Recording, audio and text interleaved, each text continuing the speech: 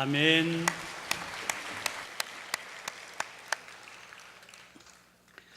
시온 찬양대 그리고 시온 앙상블 귀한 찬양 감사합니다. 우리 EDL 찬양대 수고도 늘 기억하고 감사합니다. 지난주 목요일 날 9월 합동 기도회가 열렸더랬습니다. 워낙은 이번 주 목요일 차례지만 추석 연휴와 겹치는 바람에 한 주간을 앞당기게 된 거죠. 우리 손 목사님이 맡아서 인도하셨는데 주제를 시편으로 드리는 가을 기도라고 정했습니다. 시편으로 된 찬송을 부르고 또 시편 말씀을 읽고 또 시편으로 받은 은혜의 간증을 듣고 또 시편의 내용을 따라서 기도하는 그런 시간이었는데 무척 은혜가 됐습니다. 누군가 가을은 누구나 시인이 되는 계절이다 그런 말을 했다고 그러는데 그 말이 아주 실감이 나는 시간이었습니다. 시편의 감동을 흠뻑 맛보면서 저는 개인적으로 며칠 전에 읽었던 시 한 편이 떠올랐습니다. 양해기 시인이 지었던 나무들의 변명이라고 하는 시입니다. 내용이 이렇습니다.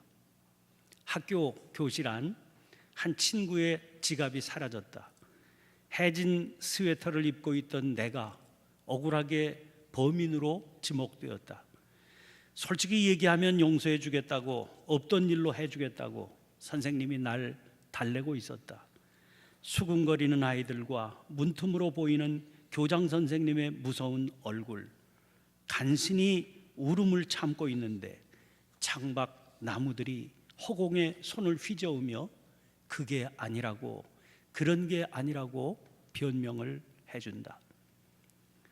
내용이 분명하고 간단해서 별다른 설명이 필요 없을 겁니다. 처음 이 시를 읽으면서 제 마음이 울컥했던 것은 억울한 이 아이가 저와 같아 보여서였습니다. 제가 그 아이처럼 도둑으로 몰렸던 억울한 경험이 있었던 것은 아닙니다. 그러나 힘들고 어렵게 자라던 시절 그와 비슷한 시선이나 그 비슷한 아픔을 여러 차례 겪었기 때문인지 모르겠습니다. 그런데 몇 차례 이 시를 읽고 또 읽는 동안 제 내면에 이상한 변화가 나타났습니다. 제가 이제는 그 아이가 아니라 선생님이 되기도 하고 또 수군대는 친구도 되기도 하는 겁니다. 무서운 얼굴의 교장 선생님이 되기까지도 했습니다. 잘 알지도 못하면서 이웃을 오해하고 또 잔인하게 궁지로 내몰기도 하는 존재로 살아왔을지 모른다 하는 생각이 떠올랐던 거죠. 그러자 시의 글자 하나하나가 아픔이 되어 왔습니다. 그렇게 또 읽고 또 읽는데 이번에는 그 시에서 흔들리는 창밖에 나무가 보였습니다. 아파하는 저에게 나무는 괜찮다고 몰라서 그랬던 거라고, 단지 약했을 뿐이라고, 깨달았으면 이제는 다르게 살아보라고 손을 흔들며 위로해 주었습니다. 그 나무를 보고 또 보는 동안 그 나무가 저에게 십자가가 되었습니다. 흔드는 손은 그대로 주님의 손길이 되었습니다. 이 가을 시 한 편이 주님의 음성이 되어 전해주는 깨달음과 위로를 누리며 말씀으로 받은 그런 내용이 오늘 본문 말씀입니다. 한 부자가 있었습니다. 19절에 날마다 호화롭게 즐기더라 한 것을 보면 그는 특별히 할 일도 없는 사람이었습니다. 그렇게 먹고 노는데도 사치스러운 삶이 가능한 부자였던 거지요. 그런데 그의 대문 앞에는 나사로라는 이름의 한 거지가 있었습니다. 몸은 헌데투성이 거기 버려져 있었다고 그랬습니다. 개들이 그의 헌데를 핥는 불쌍하기 짝이 없는 모습이었습니다. 그렇게 살다가 두 사람 모두 죽었습니다. 나사로는 죽어서 천사의 손에 받들려 아브라함의 품에 안겼습니다. 그러나 부자는 죽어 음부에 떨어집니다. 음부의 고통 중에 부자가 눈을 들어 멀리 아브라함과 그의 품에 있는 나사로를 봅니다. 부자가 아브라함에게 호소합니다. 아버지 아브라함이여, 나를 긍휼히 여기사 나사로를 보내어 그 손가락 끝에 물을 찍어 내 혀를 서늘하게 하소서. 내가 이 불꽃 가운데에서 괴로워하나이다. 그러나 아브라함은 부자의 청원을 거절합니다. 이유는 두 가지입니다. 하나는 살아있을 때 그는 좋은 것을 받았고 나사로는 고난을 받았으니 이제 여기서는 거꾸로 나사로가 위로를 받고 그는 괴로움을 받는 것이다 하는 이유입니다. 또 한 가지 이유는 나사로와 그가 머무는 곳 사이에는 큰 구렁텅이가 놓여 있어서 그 간격 때문에 마음이 있어도 도와줄 수 없게 되어 있다는 겁니다. 그러자 부자는 아직 살아있는 자기의 5 형제를 떠올리며 아브라함에게 다른 부탁을 합니다. 나사로를 그들에게 보내서 자기와 같은 고통에 빠지지 않도록 하게 해달라는 겁니다. 아브라함은 그 청원도 거절합니다. 이유는 한 가지입니다. 그들에게 모세와 선지자들이 있으니까 그들에게 들으면 된다는 거죠. 여기 등장하는 모세와 선지자들이란 예수님 당시의 구약 성경의 이름입니다. 아직 신약 성경은 나오지도 않았을 때니까 그냥 성경 그렇게 해도 무방하겠죠. 그러니까 성경에 어떻게 살라고 가르쳐 주신 대로 살면 된다, 그런 말씀입니다. 그 말을 듣고 부자가 말합니다. 성경은 듣고 따르지 않더라도 죽었다가 살아난 사람의 말이면 들을 것이라는 겁니다. 그러자 아브라함은 선언합니다. 성경 말씀 따르지 않는 사람은 비록 죽은 자 가운데서 살아난 사람의 이야기를 할지라도 따르지 않을 것이니 그건 의미 없는 일이라는 겁니다. 아브라함의 이 말은 왜 부자가 음부에서 고통받게 된 것인지에 대한 이유가 됩니다. 한마디로 부자가 고통받는 이유는 성경에 쓰여 있는 말씀을 믿고 따르지 않았기 때문이라는 겁니다. 그러나 부자는 의견을 달리하죠. 사람들이 성경을 믿지는 않지만 만일 죽었다가 살아난 사람이 말하는 것이라면 믿고 따를 것이라는 겁니다. 부자의 말에 대해서 아브라함은 단호히 선언합니다. 그렇지 않다는 겁니다. 성경을 따르지 않는 사람이라면 비록 죽은 자 가운데서 다시 살아나는 사람이 있다고 그래도 그 사람의 말도 역시 따르지 않을 것이라는 겁니다. 비유에서는 아브라함이 한 말로 되어 있지만 그러나 사실은 아브라함의 입을 빌려서 예수님께서 하시려고 하는 말씀이 이것임을 알 수 있습니다. 자, 다시 정리해 보시죠.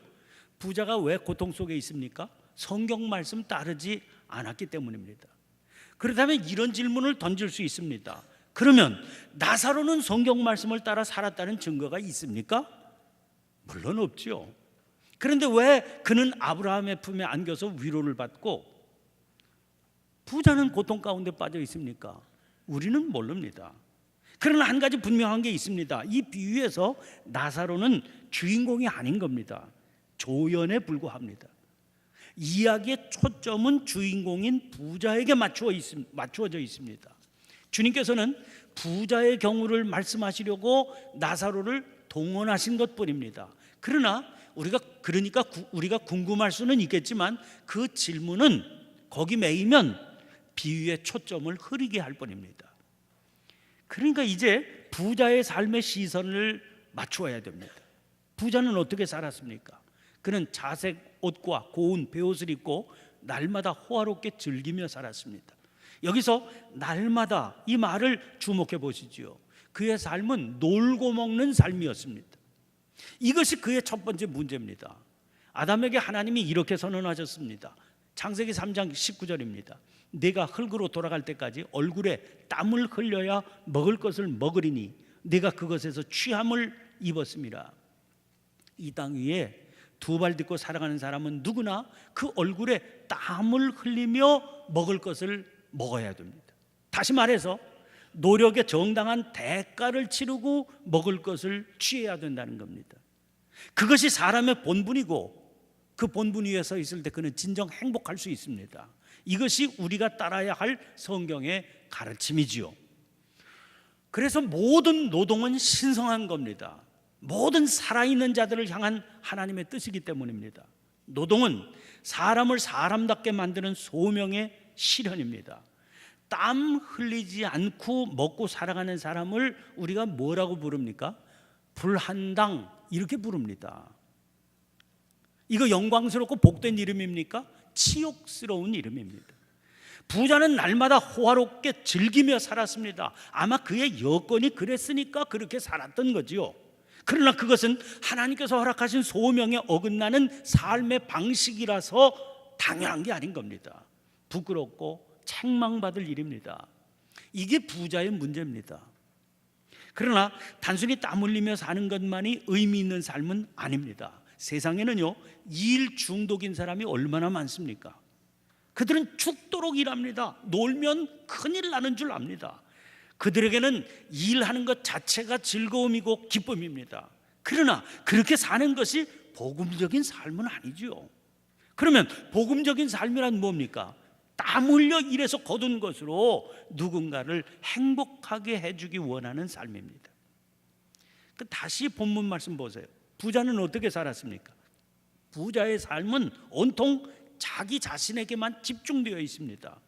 호화롭게 즐겼다고 그랬는데 그건 부자 혼자만의 이야기입니다. 그의 삶에는 자기 이외에 다른 누가 등장하지 않습니다. 사실 왜 아무도 없었겠어요? 문제는 그와 함께 있는 그 누군가는 한결같이 그가 그런 삶을 영위하기 위해서, 즐기기 위해서 동원된 사람이었으리라는 겁니다. 편안을 추구했다면 그에게 그 편안함을 주기 위해 동원되어야 했던 사람, 쾌락이 필요했다면 단순히 그에게 쾌락을 제공하기 위해서 동원된 그 누군가가 그의 곁에 있었을 뿐입니다. 함께 평안하고 함께 행복하고 함께 즐거워하는 사람이 그에게 없었던 거죠.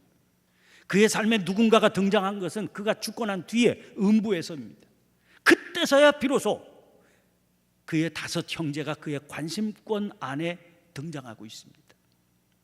아까 나사로는 조연이다 그런 말씀 드렸죠. 조연이라고 하는 것은 그 존재로 주연을 뚜렷하게 드러내기 위한 역할이죠. 여기서 부자의 그런 삶을 뚜렷하게 부각시키는 것이 나사로의 역할이어서 조연이다 그렇게 말씀드린 겁니다. 잘 보세요.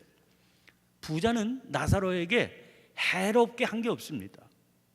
그의 대문 앞에 버려져 있었지만 적어도 보이지 않게 치워라 그렇게 하지 않은 것만 해도 그나마 대단한 일을 한 셈 아니겠습니까? 그뿐 아니라 나사로는 그의 상에서 떨어지는 것으로 배불리려고 했다 하지 않았습니까? 그로 보아서 부자는 무슨 나사로를 미워하거나 못 살게 하지 않았습니다. 그런데 문제가 뭡니까? 나사로가 그의 바로 앞에 있었건만 그와 나사로는 아무런 관계가 없었습니다. 한마디로 무관심했습니다. 나사로의 불행하고 고통스러운 삶을 매일 눈앞에서 보았으면서도 아무런 관심도 두지 않았습니다. 그에게는 그의 삶이 있었고 나사로에게는 나사로의 삶이 있었을 뿐입니다. 지척에 있는 나사로의 삶에 조금만 눈길을 주었어도 나사로의 삶이 이토록 비참하지는 않았을 겁니다. 게다가 그렇게 한다고 그래서 부자의 삶이 무너진다거나 큰 타격을 받게 되는 것도 아니었을 겁니다. 할 마음만 있으면 넉넉히 할 수가 있었습니다. 아무런 관심이 없었을 뿐이지요.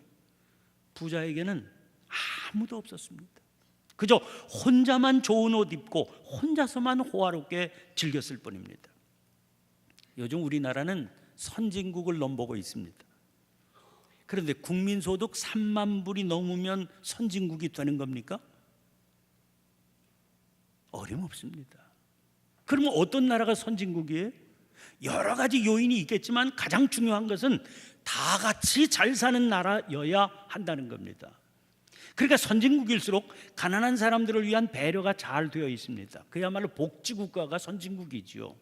선진국일수록 도로 같은 교통시설이나 공원 같은 사회 제반시설이 잘 되어 있습니다. 이런 것은 부자든 가난한 사람들이든 함께 누리는 시설 아닙니까? 아무리 돈이 많아도요, 도로가 형편이 없으면 얼마나 불편하겠습니까? 자기 집안은 호화스러운 것으로 가득 채울 수 있지만 집 밖으로 나가기만 하면 거리에는 거지가 넘쳐나고 고약한 시궁창 냄새가 진동한다 그러면 돈이 많아도 살기가 얼마나 힘듭니까? 이런 경우 선진국이 절대로 될 수 없죠. 그런데 그렇게 되려면 당연히 많은 돈이 필요합니다. 가난한 사람들은 이런 일을 위해서 낼 돈이 없죠. 넉넉한 사람들이 부담하게 되어 있습니다. 후진국에서는 이런 일이 어려운 겁니다. 부자들이 모두를 위해서 돈을 내려고 하지 않기 때문입니다. 선진국일수록 부자들이 자기들의 부담을 당연하게 여깁니다. 이거 무슨 말입니까? 의식이 선진국이 되어야 선진국이 되는 겁니다. 그 의식이 뭡니까? 더불어 잘 살겠다는 마음입니다. 후진국은 부자라고 해도 불안합니다. 형편이 이러니 곳곳에 도둑이 들끓고 강도가 횡행합니다. 가난한 사람들은 어차피 소망 없다고 생각해서 교도소 가는 거 두려워하지 않습니다. 더러운 세상 확 뒤집어지기나 했으면 좋겠다, 이렇게 생각하죠. 사회가 불안합니다. 이 세상이 언제 뒤집어질지 아무도 모릅니다. 그러니 넓은 집에 살아도 마음이 편안치 않습니다. 자꾸만 담장을 올려 쌓게 됩니다. 그러니 교도소가 따로 없지요. 게다가 집 바깥까지 막을 수는 없지 않습니까? 한 걸음만 밖에 나가도 불안한 겁니다. 그렇다고 담장 안에만 갇혀서 살 수도 없는 일 아닙니까? 자, 요즘 유행하는 말 중에 하나가 반전이라는 말입니다. 어떤 사람들은 상황을 강조하기 위해서 여기에 한 글자를 덧붙여서 급반전, 이런 말을 하기도 하더라고요. 오늘 본문에서 우리는 바로 그 급반전을 발견하게 됩니다. 22절 23절입니다. 이에 그 거지가 죽어 천사들에게 받들려 아브라함의 품에 들어가고 부자도 죽어 장사되매 그가 음부에서 고통 중에 눈을 들어 멀리 아브라함과 그의 품에 있는 나사로를 보고, 둘 다 죽습니다.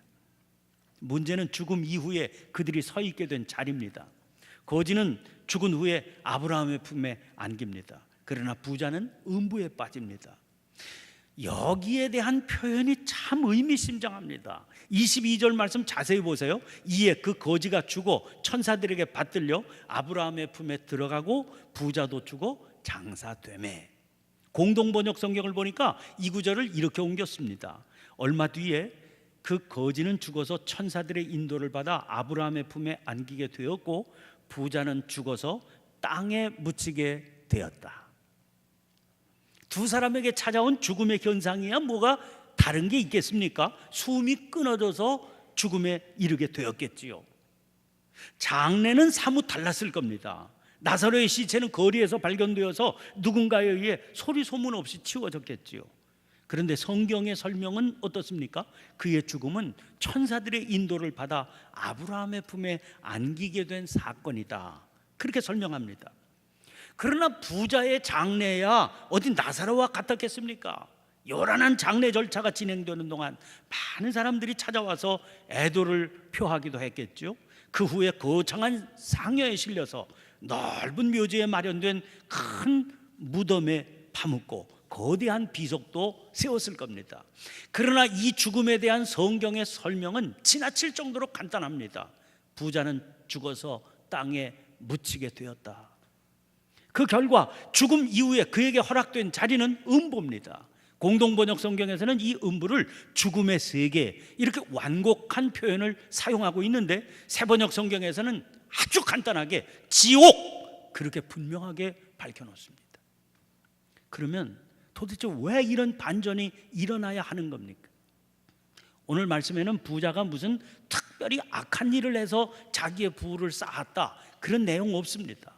또 거지 나사로가 그렇게 불행한 삶을 살면서도 무슨 선한 일을 행했다, 그런 내용도 또 찾아볼 수 없지요. 그러나 본문 말씀에서 이런 반전의 이유를 찾아볼 수가 있습니다. 25절입니다. 아브라함이 이르되 예, 너는 살았을 때 좋은 것을 받았고 나사로는 고난을 받았으니 이것을 기억하라.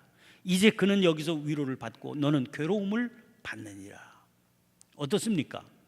이 말씀만 가지고도 이 반전이 여러분 받아들여지십니까? 저는 그래지지가 않습니다.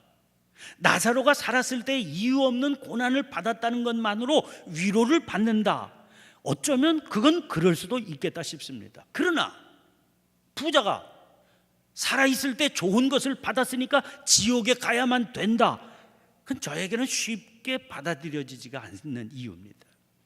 이런 질문을 가지고 말씀을 다시 또 읽는 중에 저는 이 본문 말씀에서 죽음 이전의 그들의 세계와 죽음 이후의 세계에 등장하는 중요한 차이 한 가지를 발견할 수 있었습니다. 그것은 두 사람 사이의 간격입니다. 죽기 전에 나사로는 부자의 대문 앞에 버려져 있었습니다. 하필이면 견문, 뒷문이 아니라 대문입니다. 그러니까 들어가고 나갈 때마다 나사로가 거기 있는 것을 보게 되었을 겁니다. 외면할 수 없는 자리입니다. 손만 뻗치면 도울 수 있는 거리가 그 둘 사이에 물리적인 간격이었습니다. 게다가 마음만 있었다면 얼마든 죽음 이후에 이 거지가 누리게 될 위로를 살아있을 때 제공해 줄 수 있는 그런 여건과 힘도 부자에게 있었습니다. 그런데 부자는 그 거리를 닿을 수 없는 거리로 만들어 버린 겁니다. 아마 부자에게 중요했던 것은 이 물리적인 거리가 아니었을 겁니다. 신분의 차이라고 하는 거리, 환경의 거리를 생각했기 때문이겠죠. 그의 마음은 이랬을 겁니다. 너와 나 사이에는 큰 간격이 놓여 있어서 여기서 너에게 갈 수 없고 거기서 나에게 건너올 수 없다. 이런 생각이었을 겁니다. 그러니 이 간격은 넘을 수 없는 간격이지요. 고정되어 있는 간격입니다. 실제 물리적인 거리가 그랬던 것은 아닙니다. 그러니까 그 간격은 부자가 스스로 만들어버린 간격입니다. 부자가 스스로 만들어 고정시켜버린 그 간격이 죽음 이후에도 둘 사이에 그대로 유지되고 말았습니다.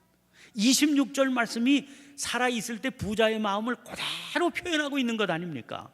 그뿐 아니라 너희와 우리 사이에 큰 구렁텅이가 놓여 있어 여기서 너희에게 건너가고자 하되 갈 수 없고 거기서 우리에게 건너올 수도 없게 하였느니라.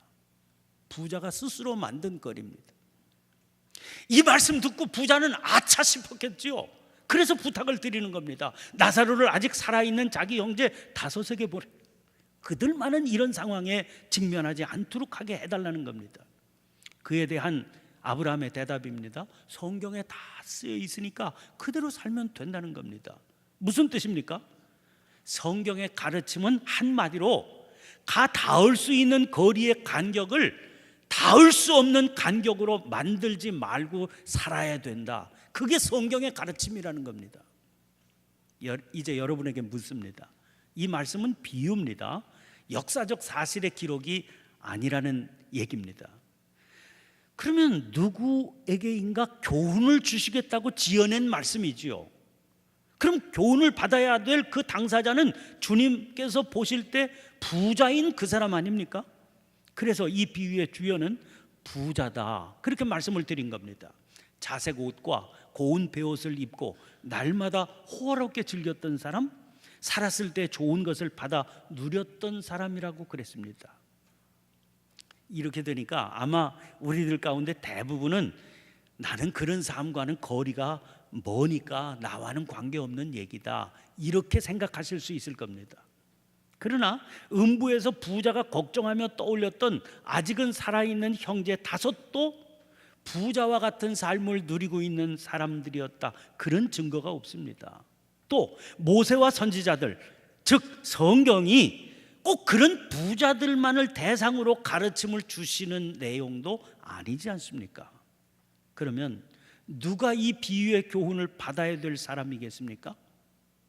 아주 가까이에 나사로를 두고 살아가는 우리 모두입니다. 이 설교를 시작하면서 제가 시 한 편 소개해 드렸습니다. 거기 등장하는 해진 스웨터를 입고 살아가는 아이를 가까이에 두고 살아가는 선생님, 수군대는 친구들, 교장 선생님입니다. 나무를 대신해서 변명을 해줄 수 있는 우리 모두입니다. 추석이 다가왔습니다. 더도 말고 덜도 말고 한가위만 같아라 그랬다지요. 이 풍성한 계절에 손만 뻗치면 닿을 수 있는 거리에 있는 누군가를 떠올려 보시기를 바랍니다. 부자의 무관심처럼 어쩔 수 없는 간격이라고 여겨서 그 거리를 고정시켜 놓지 말아야 됩니다. 손을 내밀고 위로의 말을 전하고 사랑의 시선을 보내면서 그 거리를 좁혀가야 됩니다. 기도하겠습니다.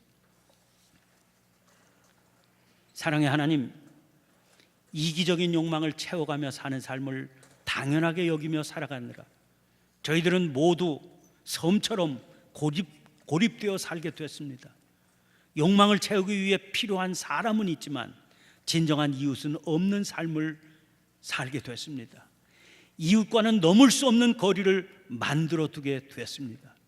오직 지금 나 자신의 삶을 지키고 붙드는 일에만 열중하느라 그 거리 밖에서 차가운 비난과 무관심한 시선만 나누며 살고 있습니다. 풍성한 한가위 명절이 진정한 명절이 될 수 있도록 저희 안에 따뜻한 관심의 시선이 살아날 수 있도록 도와주옵소서. 함께 행복한 세상을 만들어가라 하시는 주님의 말씀을 믿음으로 붙들게 해 주옵소서. 명절 기간 오고 가는 분주한 걸음들이 굳어져 있던 서로의 거리를 좁혀서 사랑의 손길로 어루만지고 관심의 시선이 오고 가는 기회가 되게 해 주시옵소서. 예수님 이름으로 기도하옵나이다. 아멘. 아멘. 모두 일어나